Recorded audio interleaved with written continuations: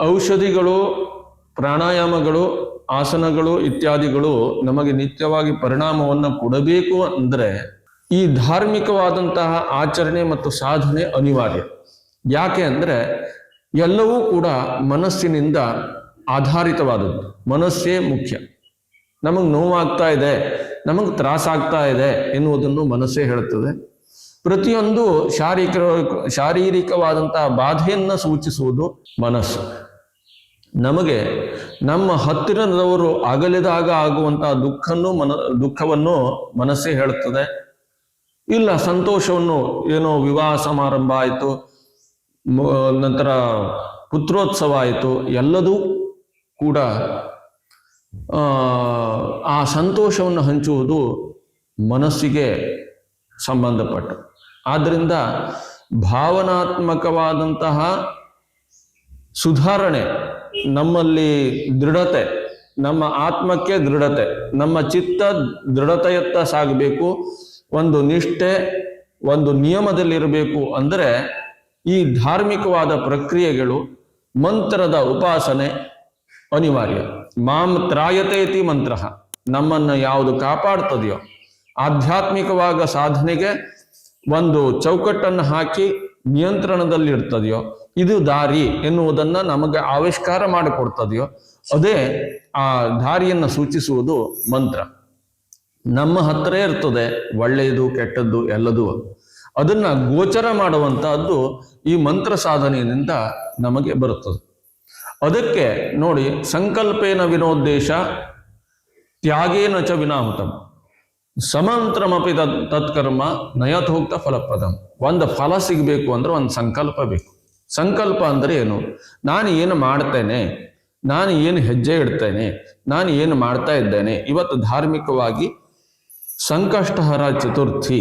ಈ ಸಂಕಷ್ಟಹರ ಚತುರ್ಥಿಯ ದಿನ ನಾನು ಯಾವ ಧಾರ್ಮಿಕವಾದ ಆಚರಣೆಯನ್ನು ಮಾಡ್ತೇನೆ, ಯಾತಕ್ಕಾಗಿ ಮಾಡ್ತೇನೆ, ಏನು ಉದ್ದೇಶ ಎನ್ನುವುದು ಆ ಧಾರ್ಮಿಕವಾದಂತಹ ಪರಂಪರೆ, ಆ ಸಂಸ್ಕೃತದಲ್ಲಿ ಅಂದರೆ ಆಧ್ಯಾತ್ಮಿಕವಾದಂತಹ ಹಿನ್ನೆಲೆಯನ್ನು ಇಟ್ಟುಕೊಂಡಂತಹ ಭಾಷೆಯಲ್ಲಿ ದೇವತಾ ಸಾನ್ನಿಧ್ಯದ ಒಂದು ತಂತುವನ್ನು ಇಟ್ಟುಕೊಂಡು, ದೇವತೆಗೆ ಮತ್ತು ನಮಗೆ ಒಂದು ತಂತುವನ್ನು ಇಟ್ಟುಕೊಂಡು, ಅಂದರೆ ದಾರ, ಒಂದು ಸಂಬಂಧವನ್ನು, ನಿಶ್ಚಿತವಾದ ಸಂಬಂಧವನ್ನು ಬೆಸುಗೆ ಮಾಡ್ತಾ ಪ್ರಾಣಾಯಾಮ ಇತ್ಯಾದಿಗಳನ್ನು ಆಚಮನ ಮಾಡಿ, ಪ್ರಾಣಾಯಾಮಗಳನ್ನು ಮಾಡಿ ಏಕಾಗ್ರತೆಯನ್ನು ಗಳಿಸ್ಕೊಂಡು ಆ ಸಂಕಲ್ಪವನ್ನು ಮಾಡ್ತೇವೆ. ಆ ಸಂಕಲ್ಪದಲ್ಲಿ ಏನು ಹೇಳ್ತಾರೆ ಅಂದರೆ, ನಾವು ಪ್ರತಿ ಸಂಕಷ್ಟಿಯಲ್ಲಿ ಸಂಕಲ್ಪ ಮಾಡ್ತೇವಲ್ಲ, ಅದರಲ್ಲಿ ನಾವು ಏನು ಹೇಳ್ತಾ ಇದ್ದೇವೆ ಅಂದರೆ, ಜನ್ಮರಾಶಿ ಅಪೇಕ್ಷೆಯ, ಹುಟ್ಟಿದಂತಹ ನಾವು ಭೂಮಿಯೆಲ್ಲ ಬಿದ್ದ ತಕ್ಷಣ ಗ್ರಹಗಳು ಒಂದು ಲಗ್ನ ಸೃಷ್ಟಿಯಾಗ್ತದೆ. ನವಗ್ರಹಗಳು ನಮ್ಮ ಮೇಲೆ ಪರಿಣಾಮವನ್ನು ನಿತ್ಯವಾಗಿ ಕೊಡ್ತಾ ಇರ್ತಾರೆ ಈ ಭೂಲೋಕಕ್ಕೆ ಬಂದ ತಕ್ಷಣ, ಯಾವುದೇ ಜೀವಿಗಳಲ್ಲಿ.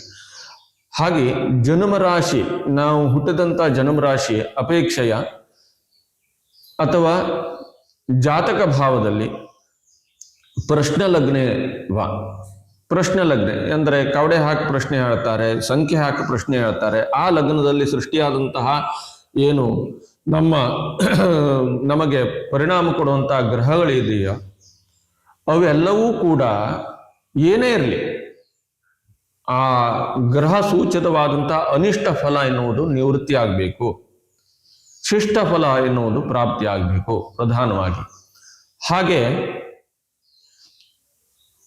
ದೇಹಸ್ಥಿತ ಯಾವ ರೀತಿಯಾದಂತಹ ಶಿಷ್ಟಫಲ ಪ್ರಾಪ್ತಿಯಾಗಬೇಕು ಮುಂದೆ ಹೇಳಿದ್ರು.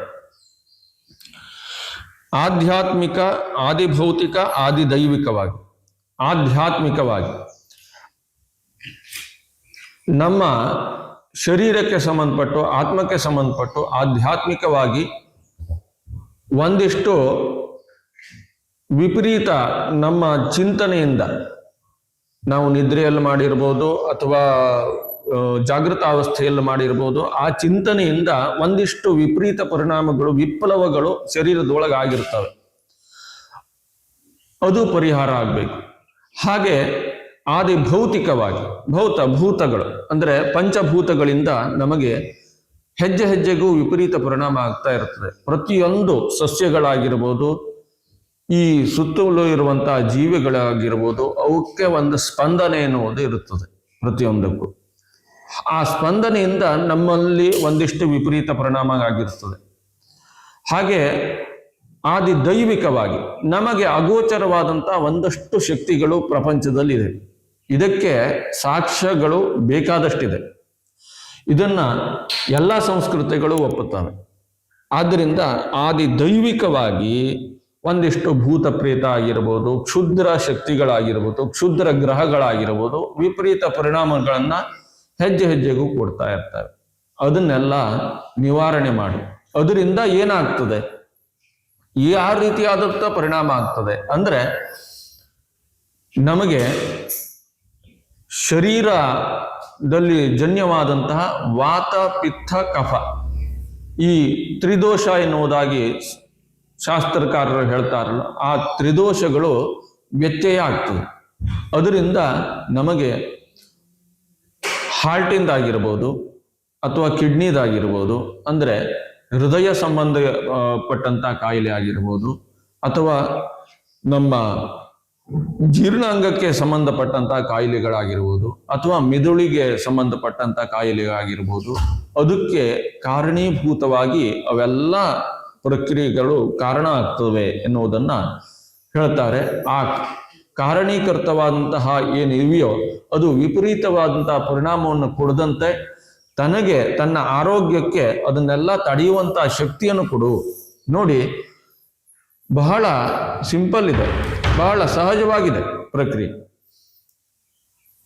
ಒಬ್ಬನಿಗೆ ಜ್ವರ ಬರ್ತದೆ ಅಂದ್ರೆ ಆ ಜ್ವರದ ರೋಗಾಣುಗಳು ಇರುತ್ತವೆ, ಅದನ್ನ ತಡೆಯುವಂತ ಶಕ್ತಿ ಅವನ ಹತ್ರ ಕಡಿಮೆ ಆಗಿದೆ. ಥಂಡಿ ಆಗ್ತದೆ ಅಂದ್ರೆ ಆ ಥಂಡಿ ಬರುವಂತ ರೋಗಾಣುವನ್ನ ತಡೆಯುವಂತ ಶಕ್ತಿ ಅವನ ಶರೀರಕ್ಕೆ ಕಡಿಮೆ ಆಗಿದೆ. ಇಲ್ಲಿರುವಂತಹ ರೋಗಾಣುಗಳು ಹೋಗುವುದಿಲ್ಲ. ಎಲ್ಲರಿಗೂ ಅದೇ ಭ್ರಮೆ. ಔಷಧಿ ತಗೊಂಡೋದ್ರಿಂದ ರೋಗಾಣುಗಳೇ ನಾಶವಾಗ್ತವೆ. ಪ್ರಕೃತಿಯಲ್ಲಿರುವಂತಹ ರೋಗಾಣು ಏನಿಲ್ಲ, ಅದನ್ನ ಹಿಮ್ಮೆಟ್ಟಿಸುವಂತಹ ಪ್ರಯತ್ನ ಪ್ರಕ್ರಿಯೆ ನಡೀತಾ ಇರ್ತದೆ. ಬಿಟ್ರೆ ಆ ಔಷಧಿಗಳಾಗಿರ್ಬೋದು, ನಮ್ಮ ಪ್ರಾಣಾಯಾಮ, ಹಿಮ್ಮೆಟ್ಟಿಸುವಂತಹ ಪ್ರಯತ್ನಗಳು ಇವೆಲ್ಲವೂ ಕೂಡ ನಮಗೆ ಶರೀರಕ್ಕೆ, ನನಗೆ ಥಂಡಿ ಆಗಿರ್ಬೋದು, ಕಫ ಆಗಿರ್ಬೋದು, ಅವ್ರಿಗೆ ಮತ್ತೊಬ್ಬರಿಗೆ ಜ್ವರ ಆಗಿರ್ಬೋದು, ಮತ್ತೊಬ್ಬರಿಗೆ ಯಾವುದೋ ಒಂದು ಹೃದಯ ಸಂಬಂಧಪಟ್ಟ ಕಾಯಿಲೆ ಆಗಿರ್ಬೋದು, ಶುಗರ್ ಆಗಿರ್ಬೋದು, ಇದೆಲ್ಲ ರೋಗಾಣುಗಳು ಇದ್ದೇ ಇರ್ತವೆ. ಅದನ್ನ ಹಿಮ್ಮೆಟ್ಟಿಸುವಂತಹ ಪ್ರಕ್ರಿಯೆ ನಮ್ಮದು. ಅದು ಆಗಬೇಕು. ಅದಕ್ಕಾಗಿ ನಾನು ರುದ್ರಾಭಿಷೇಕವನ್ನು ಮಾಡ್ತೇನೆ, ಮಹಾಗಣಪತಿ ಪೂಜೆಯನ್ನು ಮಾಡ್ತಾ ಇದ್ದೇನೆ. ಅದನ್ನ ಯಾವ ರೀತಿಯಾಗಿ ನನಗೆ ಸೊಲ್ಯೂಷನ್ಸ್ ಕೊಡ್ತೀಯ ಅಂದ್ರೆ, ಉಪಶಮನದ ಒಂದು ಹಾದಿಯನ್ನ ತೋರಿಸು. ಉಪಶಮನ ಹಾದಿ ನಿನ್ನ ಹತ್ರ ಇದೆ. ಹೇ ಶಿವ, ನಿನ್ನ ಹತ್ರ ಇದೆ. ಮಂಗಳಕರವಾದಂತಹ ಶಿವೆ ನಿನ್ನ ಹತ್ರ ಇದೆ. ಹೇ ಮಹಾಗಣಪತಿ ನಿನ್ನ ಹತ್ರ ಇದೆ. ಹೇ ಧನ್ವಂತರಿ ನಿನ್ನ ಹತ್ರ ಇದೆ. ಆದ್ರಿಂದ ತೈಲಾಭಿಷೇಕವನ್ನು ಮಾಡ್ತಾ ಇದ್ದಾನೆ. ಆ ಋಷಿ ಯಾವ ರೀತಿಯಲ್ಲಿ ರುದ್ರ ಮಂತ್ರವನ್ನು ಕಂಡು ಹಿಡಿದಂತಹ ಋಷಿ ಏನು ಅಭಿಷೇಕವನ್ನ ಮಾಡಿ ಈ ಮಂತ್ರದಿಂದ ಇದರಿಂದ ಉಪಶಮನ ಆಗ್ತದೆ ಎನ್ನುವುದಾಗಿ ನಮಗೆ ಕೊಟ್ಟಿದ್ದಾನಲ್ಲ ಶ್ರೋತ ಪ್ರಕ್ರಿಯೆಯಿಂದ, ಅದನ್ನು ನಾನು ಮಾಡ್ತಾ ಇದ್ದೇನೆ. ಏನು ಅದರಿಂದ ಆ ಋಷಿಗೆ ಹೇಗೆ ಅವನಿಗೆ ಸಾಕ್ಷಾತ್ಕಾರ ಆಯ್ತಾ, ಅದೆಲ್ಲ ಜಯ ಸಿಕ್ತೋ ಅದೆಲ್ಲದರಿಂದ, ಅದೇ ರೀತಿ ಜಯವನ್ನು ನನಗೆ ಕೊಡು. ಹಾಗೆ ಜನ್ಮರಾಶಿ ಅಪೇಕ್ಷೆಯ ಜಾತಕ ಭಾವೇ ಸೂಚಿತ ಅನಿಷ್ಟ ಫಲವನ್ನು ನಿವೃತ್ತಿ ಮಾಡು. ಹಾಗೆ ಅಕ್ಷಿ, ಕುಕ್ಷಿ, ಶಿರೋಮಂದ, ರಚ್ಚೂಲ, ಅಜೀರ್ಣ, ವಾತ, ಪಿತ್ತ, ಕಫ, ವಿಕಾರ, ಅರ್ಥ ಆಯ್ತಾ? ಸಮಸ್ತ ಹೃದ್ಬಾಧ ಪರಿಹಾರಾರ್ಥ. ಅಕ್ಷಿ, ಕಣ್ಣಿನಲ್ಲಿ ಅದರಿಂದ ಘಾತ ಆಗ್ತದೆ, ಪರಿಣಾಮ ಆಗ್ತದೆ, ನಮಗೆ ಸರಿಯಾಗಿ ಕಣ್ಣು ಕಾಣುವುದಿಲ್ಲ. ಕುಕ್ಷಿ, ಹೊಟ್ಟೆಯಲ್ಲಿ ವಿಪರೀತ ಪರಿಣಾಮ ಆಗಿ ನೋಡಿ ಬುದ್ಧಿಯಲ್ಲಿ ಭ್ರಮಣೆ ಆಗ್ತದೆ. ಹೊಟ್ಟೆ ಸರಿ ಇದ್ರೆ ಮಾತ್ರ ಬುದ್ಧಿ ಚುರುಕಾಗಿರ್ತದೆ. ಶಾಸ್ತ್ರಕಾರರು ಹೇಳ್ತಾರೆ, ಜ್ಯೋತಿಷಕಾರರು ಹೇಳ್ತಾರೆ, ನಮ್ಮ ಶಾಸ್ತ್ರ ಅದನ್ನೇ ಹೇಳುತ್ತದೆ. ಯಾವತ್ತು ಹೊಟ್ಟೆಗೆ ಮತ್ತು ಬುದ್ಧಿಗೆ ನೇರವಾದ ಸಂಬಂಧ. ಆದ್ರಿಂದ ರಾಜಾಂಕಂ ಸಚಿವ ಕರ ಆತ್ಮಕ ಧಿ, ಜಾತಕದಲ್ಲಿ ಪಂಚಮ ಸ್ಥಾನ ಎನ್ನುವುದು ಹೊಟ್ಟೆಯನ್ನು ಹೇಳ್ತದೆ, ಬುದ್ಧಿಯನ್ನು ಹೇಳ್ತದೆ, ಒಂದೇ ಸ್ಥಾನ. ಅದರಲ್ಲಿ ವಿಪರೀತ ಆಯ್ತು ಅಂದ್ರೆ ಬುದ್ಧಿಯು ಭ್ರಮಣೆ ಆಗ್ತದೆ, ಬುದ್ಧಿಯಲ್ಲೂ ಒಂದಿಷ್ಟು ಭ್ರಾಂತಿ ಅನ್ನೋದು ಉಂಟಾಗ್ತದೆ. ಅದರಿಂದ ಎಲ್ಲ ಶರೀರಕ್ಕೂ ಉಳಿದ ಅಂಗಗಳಿಗೂ ವಿಪರೀತ ಪರಿಣಾಮ ಆಗ್ತದೆ ಎನ್ನುವುದಾಗಿ ವಿಶೇಷವಾಗಿ ಸೂಚನೆ ಮಾಡ್ತಾರೆ. ಹಾಗಾಗಿ ಅದನ್ನೆಲ್ಲ ಸರಿ ಮಾಡಿಕೊಡು. ನಿನ್ನ ಹತ್ರ ಇದೆ, ಅದನ್ನ ನನಗೆ ಈ ರುದ್ರಾಭಿಷೇಕದಿಂದ, ಈ ಸ್ತುತಿಯಿಂದ, ಈ ಪೂಜೆಯಿಂದ, ಈ ನೈವೇದ್ಯಾದಿಗಳಿಂದ ಪರಿಹಾರ ಮಾಡಿಕೊಡು ಎನ್ನುವುದಾಗಿ ವಿಶೇಷವಾಗಿ ಬೇಡುವಂತ ಪ್ರಕ್ರಿಯೆ.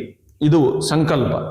ಹಾಗೆ ಅಲಕ್ಷ್ಮಿ ಎನ್ನುವುದು ನಿವಾರಣೆ ಆಗಬೇಕು, 8 ವಿಧವಾದಂತಹ ಮಹಾಲಕ್ಷ್ಮಿಯ ಸ್ಥೈರ್ಯತಾ ಸಿದ್ಧಿ ಆಗಬೇಕು ಎನ್ನುವುದನ್ನು ವಿಶೇಷವಾಗಿ ನಾವು ಸಂಕಲ್ಪ ಮಾಡ್ತೇವೆ. ಈ ಎಲ್ಲಾ ಪ್ರಕ್ರಿಯೆಗಳು ಆರೋಗ್ಯವನ್ನು ಕೊಡುವುದಾಯ್ತು.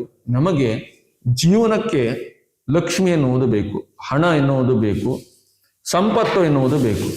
ಯಾಕೆ ಅಂದರೆ ನಾವು ಊಟ ಮಾಡ್ಕೊಂಡು ಹೋಗಬೇಕು, ನಾವು ಜೀವನವನ್ನು ಮಾಡಬೇಕು, ನಮ್ಮ ದಿನನಿತ್ಯದ ಪ್ರಕ್ರಿಯೆಯನ್ನು ಮಾಡಬೇಕು ಅಂದ್ರೆ ಸಂಪತ್ತು ಬೇಕು. ಆ ಸಂಪತ್ತಿಗೆ ಸ್ಥಿರತೆಗೆ ಏನು ಬೇಕು ಅಂದ್ರೆ ಆ ಅಲಕ್ಷ್ಮಿ ಎನ್ನುವುದು ನಿವಾರಣೆ ಆಗಬೇಕು. ಸಂಪತ್ತನ್ನ ದೂರೀಕರಿಸುವಂತಹ ಒಂದಿಷ್ಟು ಶಕ್ತಿಗಳಿದೆಯಲ್ಲ, ಅದೆಲ್ಲ ದೂರೀಕರಣ ಆಗಬೇಕು ನಮ್ಮಿಂದ. ಶಿಷ್ಟವಾದ ಸಂಪತ್ತು ನಮ್ಮ ಕಡೆಗೆ ಬರಲಿಕ್ಕೆ ಪೂರಕವಾದಂತಹ ಎಲ್ಲ ಪ್ರಕ್ರಿಯೆಗಳನ್ನು ನೀನು ಅನುಗ್ರಹ ಮಾಡು ಎನ್ನುವುದಾಗಿ ಪ್ರಧಾನವಾಗಿ ಈ ಪ್ರಧಾನ ಸಂಕಲ್ಪದಲ್ಲಿ ನಾವು ಹೇಳ್ತೇವೆ. ಅದನ್ನ ಇವತ್ತು ಪ್ರಾರಂಭ ಮಾಡೋಣ. ಎಲ್ಲರೂ ಕೂಡ ಸ್ವಸ್ಥ ಚಿತ್ತದಿಂದ, ಸಮಾಧಾನ ಚಿತ್ತದಿಂದ ನಾವು ಮಾಡುವಂತಹ ಸಂಕಲ್ಪದಲ್ಲಿ ಪರಿಪೂರ್ಣವಾಗಿ ಸಂಕಲ್ಪ ಮುದ್ರೆಯಿಂದ, ಇದು ಸಂಕಲ್ಪ ಮುದ್ರೆ ಎನ್ನುವುದಾಗಿ ಹೇಳುತ್ತಾರೆ, ಆ ಸಂಕಲ್ಪ ಮುದ್ರೆಯಿಂದ ಕುಳಿತುಕೊಂಡು ಪ್ರಧಾನ ಸಂಕಲ್ಪವನ್ನು ಮಾಡೋಣ. ಮಹಾಗಣಪತಿಯ ಪೂಜೆಯನ್ನು ಮಾಡಿ ರುದ್ರಾಭಿಷೇಕ, ಧನ್ವಂತರಿಗೆ ತಿಲತೈಲಾಭಿಷೇಕ, ಹಾಗೆ ಧನ್ವಂತರಿ ಹೋಮ, ವಿಶೇಷವಾದಂತಹ ಆರೋಗ್ಯಕ್ಕೆ ಕಾರಣವಾದಂತಹ ಮಂತ್ರಗಳಿಂದ ಮಹಾವಿಷ್ಣುವಿನ ಮಂತ್ರ ಆಗಿರ್ಬೋದು, ಅಥವಾ ಪುರುಷ ಸೂಕ್ತ ಮಂತ್ರ ಆಗಿರ್ಬೋದು, ದುರ್ಗಾ ಮಂತ್ರ ಆಗಿರ್ಬೋದು, ಆ ಮಂತ್ರಗಳಿಂದ ಸಮಿದ ಹಾಗೂ ಆಜ್ಯಗಳಿಂದ, ವನಸ್ಪತಿಗಳಿಂದ ಹೋಮವನ್ನು ಹವಿಸೋಣ. ಇವತ್ತು ಗೋಗ್ರಾಸ ಸೇವೆ ಇತ್ಯಾದಿಗಳನ್ನು ಮಾಡೋಣ ಎನ್ನುವುದಾಗಿ. ಸ್ವಸ್ತಿನ ಇಂದ್ರ ವೃದ್ಧಶ್ರವ, ಸ್ವಸ್ತಿನ ಪೂಷಾ ವಿಶ್ವವೇದಾಃ, ಸ್ವಸ್ತಿನಸ್ತಾರ್ಕ್ಷ್ಯೋ ಅರಿಷ್ಟನೇಮಿಃ, ಸ್ವಸ್ತಿನೋ ಬೃಹಸ್ಪತಿರ್ದಧಾತು. ಓಂ ಶಾಂತಿ ಶಾಂತಿ ಶಾಂತಿ. ಹರಿ ಓಂ.